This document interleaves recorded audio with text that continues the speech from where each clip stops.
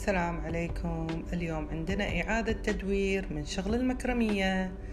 عندي أحبال وعندي هذه السلة قديمة، كانوا جايبيلي فيها بوكيه ورد. شوفوا شو راح نسوي فيها. أول شي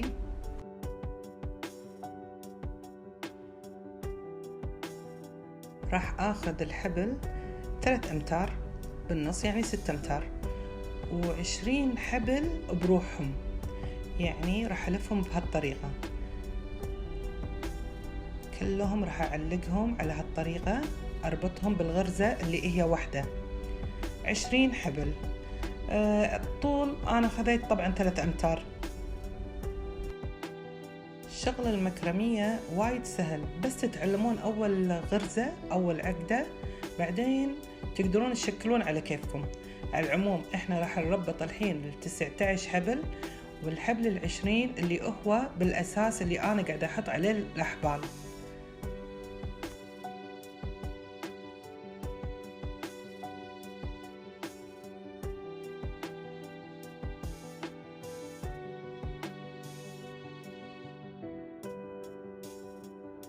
شوفوا الحين هذول 19 حبل، والحبل 20 اللي هو بالأساس اللي أنا معلقة عليه الأحبال، راح ندخله بأول شيء ونحاول نخليهم كلهم يم بعض يصيرون دائرة، يعني نضبطها.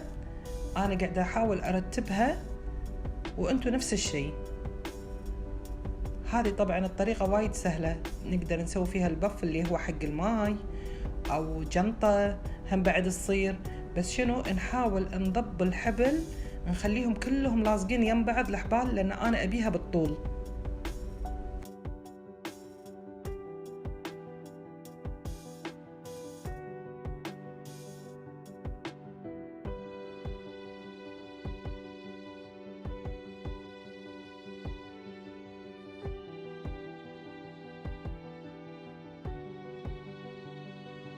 شوفوا بعد ما ضبطناها رتبناها، الحين باخذ أنا كل 4 أحبال ويا بعض، ونسوي الغرزة المربعة اللي على حرف 4 بالإنجليزي 4، تذكرونها سويناها فيديوهات اللي قبل.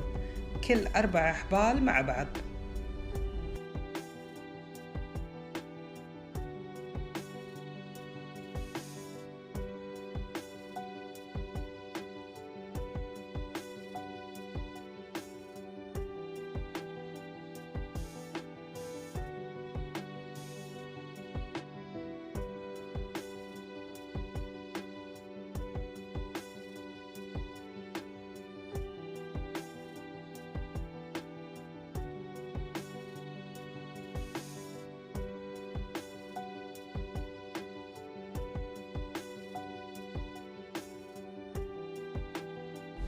أكمل شغلي، أسوي أول دائرة اللي هي العقدة رقم 4 أو الغرزة رقم 4 ونكمل.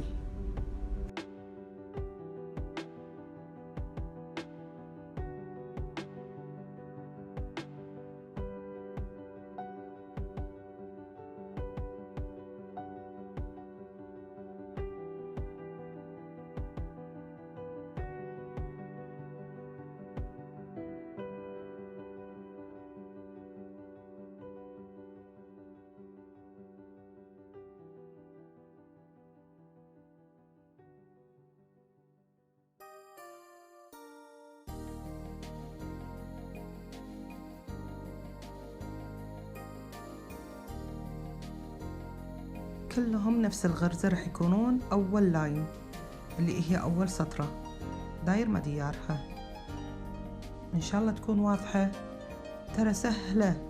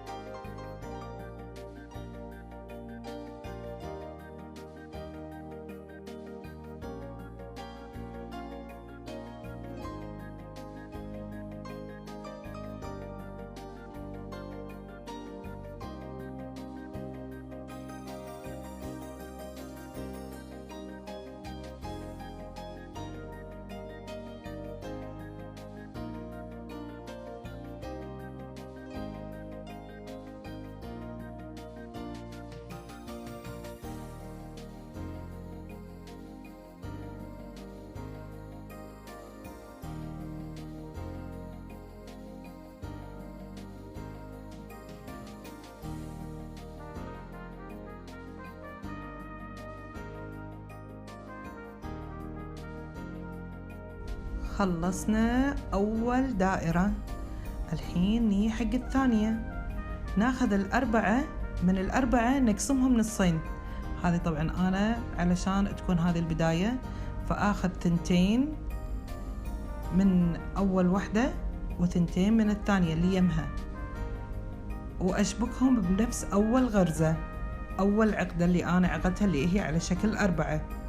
هذا بالنسبة حق اللاين الثاني.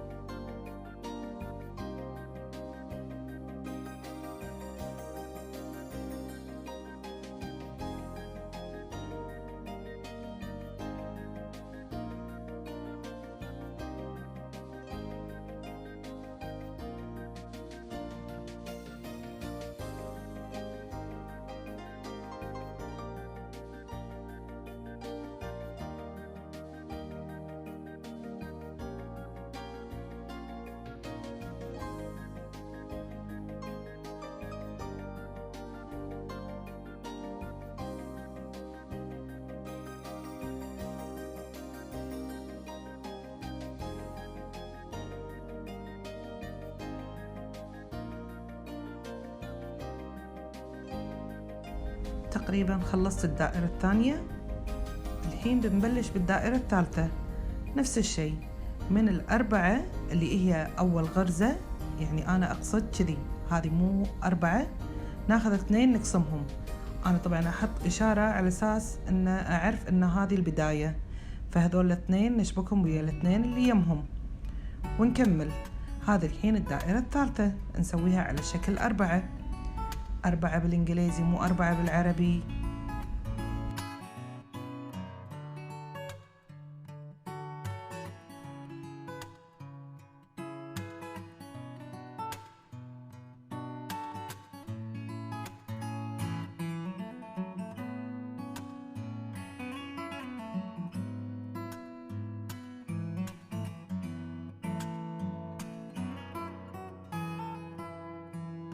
كملت الحين 3 دوائر، يعني هذه الحين آخر واحدة طبعا، وأنا أبيها تكون القاعدة تكون شوية متروسة، يعني أقصد أنها تكون أكبر لأن بحط فيها السلة،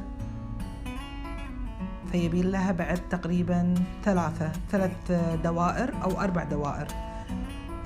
الحبل لأنه طويل 3 أمتار فمضطرة أحطها على مكان أن الحبل يصير لتحت عشان لا يضايقني. حطيت بوكس وحطيت البف، ولازم الحين أقلب السلة وأحط الدوائر اللي أنا سويتها أو اللي هي القاعدة.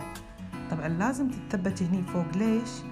وبعدين أقعد أسوي الحين الغرز مرة ثانية، لأن إذا خليتهم وهم على سطح مسطح يعني سيدة ما راح يصيرون مدورين، يعني ما راح تاخذ الشكل، فلازم أثبتها كذي. طبعا أنا مضطرة، هذا الفتحة هني مضايقتني، راح أخيطها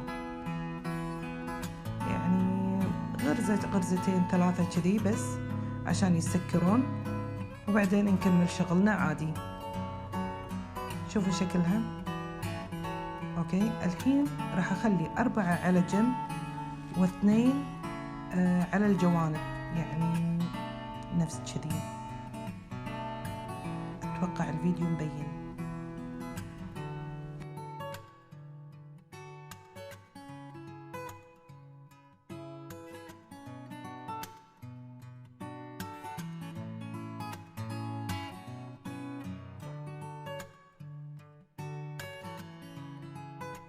طبعا نفس غرزة البداية اللي هي على شكل 4، بس هالمرة ما راح ألصقها حيل، لا راح أخلي شوية مسافة علشان تعطيني شكل سلة. شكلها حلو راح يكون، ما أدري بالنسبة لي أنا حلو، أنتوا إيش رايكم؟ هذه طبعا أول غرزة، طبعا لازم نحط علامة، إذا أنتوا تعرفون كيفكم، أنا صراحة لازم أثبت أحط علامة لأن بعض المرات أتلخبط. والريد ناخذ اللي هو 2 يمين و2 يسار ونربطهم مع بعض، بس شنو ما نلصقهم نفس أول شيء. أول مرة أنا ضبيتهم حيل، تاني مرة لا، هني لما أبي أخذ الشكل لازم شوية أخلي مسافة.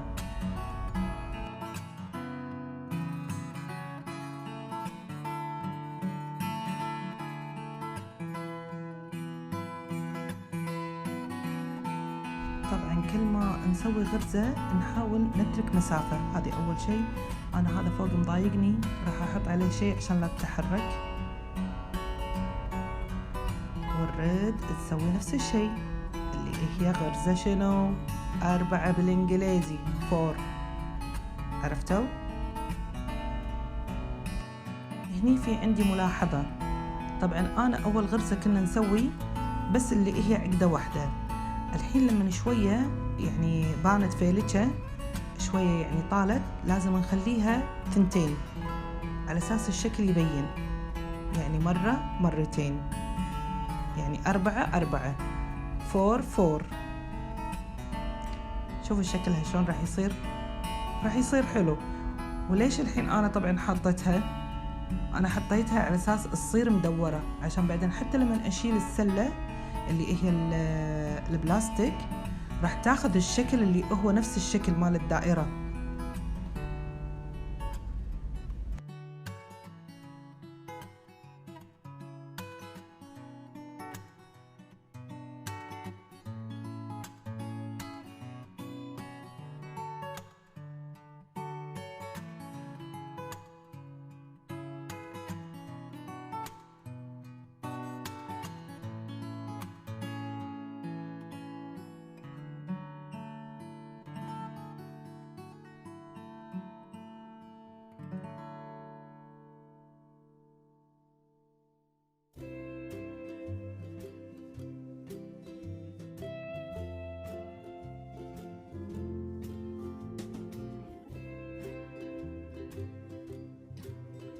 يعني أول شيء بالبداية سوينا على عقدة وبعدين شوية خذينا مسافة، بعدين الحين على عقدتين، يعني ربطتين مرتين نلفها، فعشان كذي شكلها راح يصير غير.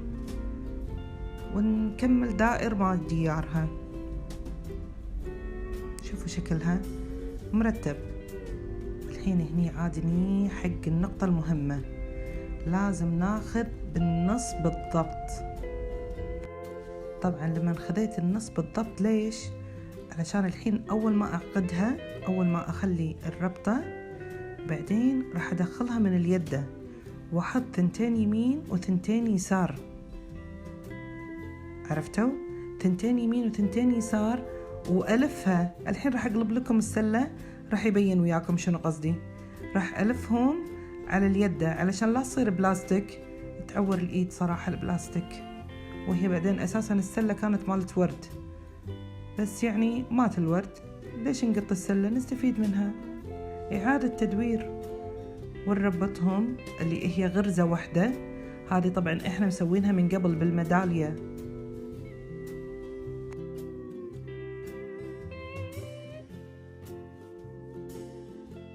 الحين الصوب الثاني بعد نفس الشيء أوصله ليه بالنص، ونحاول ندخل الأحبال ويا بعض. يعني الحين أنا لما قاعدة أسويها بعدين آخر شيء راح أربطها، والحبل الزايد راح أقصه ما راح يبين. شوفوا هذا هني الحين أنا عقب ما ربطته أدخله بين الأحبال وأقص الزايد.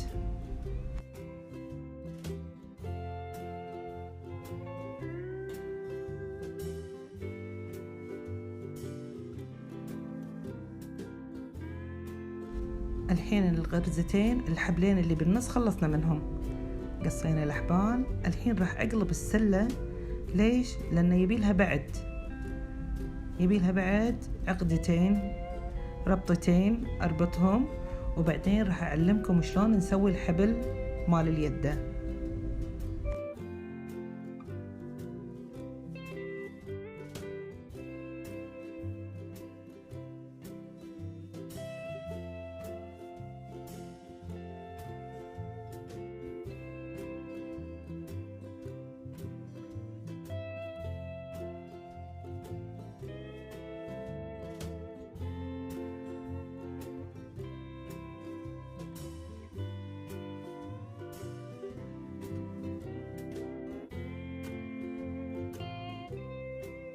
الحين ظل عندنا 4 على اليمين و4 على اليسار، فناخذ 2 بس مو هالمرة حبلين 4 أحبال على شكل 4، ناخذ 8 يعني 2. الحين لما نألفها الصوب الثاني راح يبين وياكم. شوفوا الحين هذول 2 ناخذ حبلين وحبلين ونسوي على شكل 4 بس نضبها. طبعا احنا كل ما نضب السلة كل ما يصير يعني تكون ماسكة أكثر. سويت الحين تقريبا كذي 4 غرز، بعدين راح أربطهم كلهم ويا بعض وراح أسوي نفس الشيء اللي هي غرزة 4، يعني أجيب هذول 2 صاروا 2 عجفتين ونقسمهم 4 يمين و4 يسار ونسويهم على شكل 4. راح تصير شوية متينة بس حلوة، شوفوها على شكل 4. هني عاد أتوقع إنها مبينة قاعد تبين.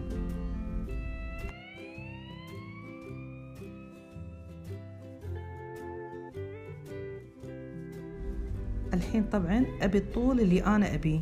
أنا حطيت للصاق علشان الأحبال في واحد طويل واحد قصير علشان لا نتلخبط، فراح ألصقهم أبي الطول اللي أنا أبيه ولصقتهم والباقي راح أقصهم. مالكم شغل بهذول الأحبال اللي طايحين مني ومني. إحنا الحين راح نجيب حبل بروحه، هذا الحبل، ونسوي الغرزة اللي هي هم بعد على شكل 4. اليوم برعاية رقم 4 صراحة. راح أحط الحين هذه اللوحة الصفراء عشان تبين. شوفوا 4. ايش رايكم فيني وانا اقول 4؟ يعني صراحة المفروض اسوي مسابقة كم مرة قلت رقم 4.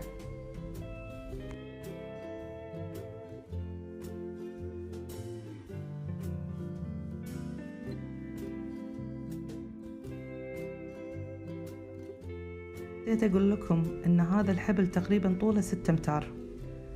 6 أمتار لان ابي اسكر اليد كلها، فحتى لو راح يكون زايد هم ما عليه. المهم ان نخلصها للآخر من اليمين لليسار.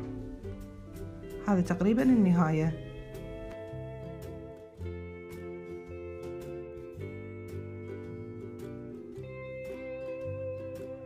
تقريبا خلصنا، واذا في احبال مضايقتكم قصوها عادي.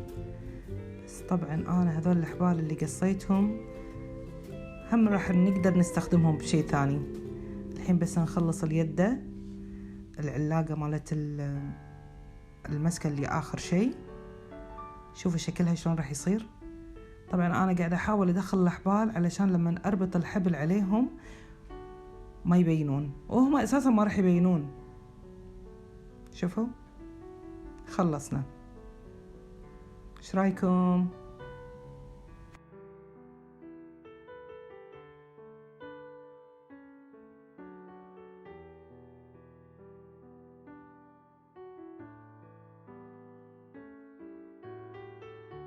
طبعا اللصاق اذا تبي تشيلونه شيلوه، ما تبي تشيلونه عادي، هو ما راح يبين. وهني اخر شيء راح اربطها وادخل الحبل بين الاحبال علشان لا يبين، واقص الزايد طبعا.